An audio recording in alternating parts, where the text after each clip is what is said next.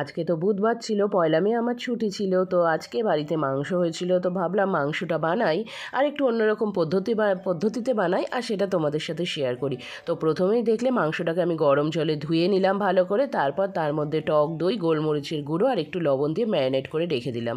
কিছুক্ষণ রেখে দিতে হবে। তারপরে আমি চলে গিয়েছিলাম অবশ্য বাথরুমে। না মাংস নিয়ে নয়, আমি সকালবেলা জামা কাপড় কিছু ম্যারিনেট করে রেখে এসেছিলাম সার্ফে, সেটাই কাচতে। তো সেই দিকে কাচাকুচি কমপ্লিট করে আমি চলে এসেছি আবার রান্নাঘরে। বেশ কিছুক্ষণ পার হয়ে গেছে, মাছ যা রান্নাবান্না ছিল কমপ্লিট হয়ে গেছে। এইবার প্রথমে কড়াইতে তেল গরম করে তার মধ্যে ডুমো ডুমো করে কেটে রাখা আলুটা ভালো করে ভেজে নিতে হবে অল্প একটু লবণ দিয়ে। এরপর তেলের মধ্যে আমি ফোড়নে দিয়ে দেব হচ্ছে শুকনো লঙ্কা, তেজপাতা আর গোটা গরম মশলা। তারপর তার মধ্যে আমি একটু তেলের মধ্যে চিনি দিয়ে দেব। চিনিটা দিলে স্বাদটাও বেশ সুন্দর ব্যালেন্স হয়, কালারটাও সুন্দর আসে। তারপর এর মধ্যে আমি একটুখানি দিয়ে দেব হচ্ছে লঙ্কার গুঁড়ো। বেশ দারুণ লাগে এই জিনিসটা, কিন্তু আমি নতুন শিখেছি। হ্যাঁ, এই তেলের মধ্যে প্রথমে লঙ্কার গুঁড়ো দেওয়া, এইটা কিন্তু কালারটা খুব সুন্দর আসে। তারপর এর মধ্যে এবার আমি ম্যারিনেট করে রাখা চিকেনটা দিয়ে দেবো। তোমরা দেখেছো শুধু টক দই, গোলমরিচের গুঁড়ো আর ওই লবণ দিয়েছি। আর এই দিকে আমি মশলায় বেটে রেখেছি হচ্ছে টমেটো, আদা, পেঁয়াজ, রসুন, কাঁচা লঙ্কা, এই 5টা জিনিস ভালো করে বেটে রেখে দিয়েছি। আর এর মধ্যে আমি অ্যাড করব যা, সেটা তো তোমরা দেখবেই, বলবো। তো প্রথমে এবার কড়াইয়ের মধ্যে মাংসটা দিয়ে নিয়ে ভালো করে এটাকে একটু কষতে হবে। আর আমি কিছুটা পেঁয়াজ কুচো করে রেখেছিলাম। এই পেঁয়াজটা কিন্তু ভাজার সময় তো প্রথমে দেবে না, এটা পরে মাংসের মধ্যে দিতে হবে। আচ্ছা, একটা রাজকিবাদ বলে দিই, এটা না আগে দিলেও চলবে, কারণ আমি এটা আগে দিতে ভুলে গেছিলাম, তাই পরে মাংসে দিয়ে দিলাম। তো যাই হোক, খেতে কিন্তু খুব একটা খারাপ হয়নি, খেতে বেশ ভালোই লাগছিল। আর গোলমরিচের ঝাল আর তার সঙ্গে একটু লাল লঙ্কা বাটার ঝাল বেশ ব্যালেন্সিং, দারুণ লাগছিল। হ্যাঁ, এটা এই সমস্ত রান্না আমরা যখন মাঝে মাঝে রান্না করি বাড়িতে, ধরো এক্সপেরিমেন্টাল রান্না, সেক্ষেত্রে কিছু এদিক ওদিক ভুলভাল হয়ে যায়, তো সেটাকে অ্যাডজাস্ট করে নিতে হয়। আর এক্সপেরিমেন্টাল রান্না আর যেটাতে ভুলভাল হয় সেটাতে কিন্তু স্বাদটা দারুণ আসে। এইবার দেখো মাংসটা একটু প্রায় একটু হালকা হালকা সিদ্ধ হয়ে আসছে, তখন তার মধ্যে আমি মশলা বাটাটা দিয়ে দিলাম।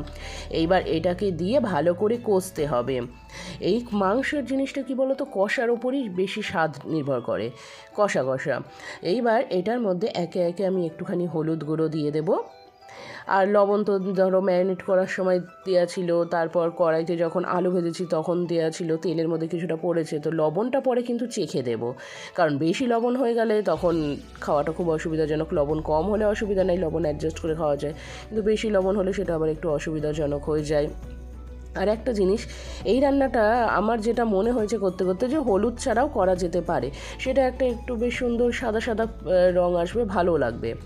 এইবার ভেজে রাখা আলুগুলো আমি মাংসের মধ্যে দিয়ে দেবো, তারপর সেটা সহ একসাথে কষতে লাগবো।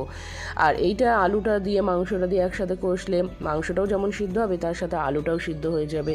আর মাংসের আলু বা যে কোনো তরকারি যদি শক্ত থাকে না, বাজে লাগে। আর একটা জিনিস দেখবে, একটু এই রান্নার বাইরে অন্য রান্নাতে বলি, সেটা হচ্ছে মূলো তুমি যেই রান্নাতে দাও কেন, মূলো ঠিক সেদ্ধ হয় না, সেই দরকচটা শক্ত শক্ত থেকেই যায়, একদম যে নরম হয়ে যাওয়া সেরকম হয় না। তো যাই হোক, কেন হয় না সেটা মূলোর দোষ বলা যায়। তো এই দিকে এবার এটাকে ভালো করে কষতে হবে।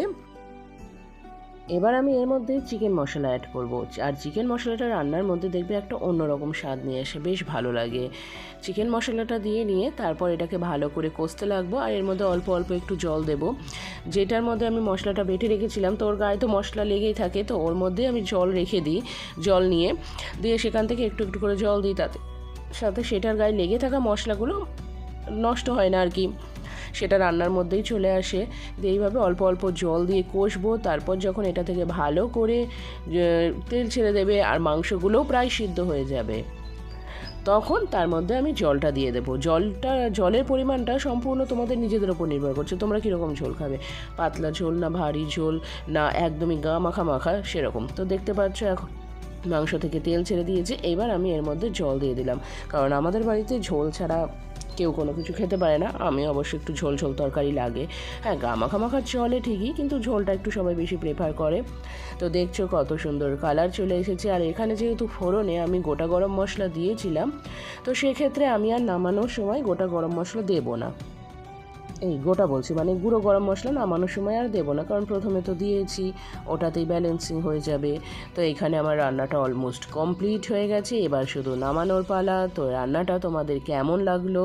আর অবশ্যই তোমরা কিন্তু এই পদ্ধতিতে একবার বাড়িতে বানাবে, আর খেতে কিন্তু দুর্দান্ত হয়েছিল। তবে হ্যাঁ, ঝালটা কিন্তু একটু বুঝে শুনে যে যেরকম ঝাল খাও। তো কেমন লাগলো ব্লগটা অবশ্যই জানিও কমেন্ট করে।